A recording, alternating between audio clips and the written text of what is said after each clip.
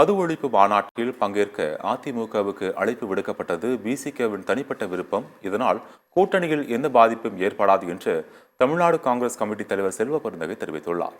அகில இந்திய காங்கிரஸ் கமிட்டியின் தேசிய செயலாளராகவும் கேரள மாநில பொறுப்பாளராகவும் நியமிக்கப்பட்டுள்ள அறிவழகன் சென்னை சத்தியமூர்த்தி பவனில் செல்வ பெருந்தகையை சந்தித்து வாழ்த்து பெற்றார்.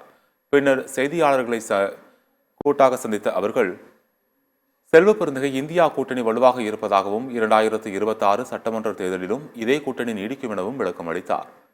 அனைத்து மதங்களையும் பிரதமர் மோடி சரிசமமாக பார்க்க வேண்டும் என்றும் செல்வ பெருந்தகை வலியுறுத்தினார். இதுல ஒரு சலசலப்பும் இல்லை.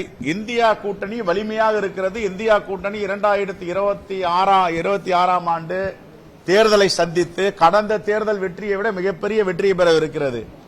ஆகையால் இந்த இந்தியா கூட்டணியில் ஒரு சலசலப்பும் கிடையாது. ஒரு கருத்து சொல்லக்கூடாதுன்னா அது எப்படி சலசலப்பு எப்படி ஆயிடும்? விடுதலை சிறுத்தை ஒரு மாநாடு நடத்துறாங்க, அவங்களுக்கு உரிமை இருக்கு. அவங்க கட்சி மாநாடு நடத்துறாங்க, யாரை கூப்பிடணும் யாரை கூப்பிடக்கூடாதுன்னு அவங்களுடைய உரிமை, அது கூப்பிடுறாங்க. இதனால் இந்தியா கூட்டணிக்குள்ள சலசலப்பு வருமா? இப்ப காவல்துறை கொஞ்சம் சுணக்கமா இருக்கு ராமநாதபுரத்துல ஒரு கருத்தை சொல்றேன், இதனால பிரச்சனை வருமா?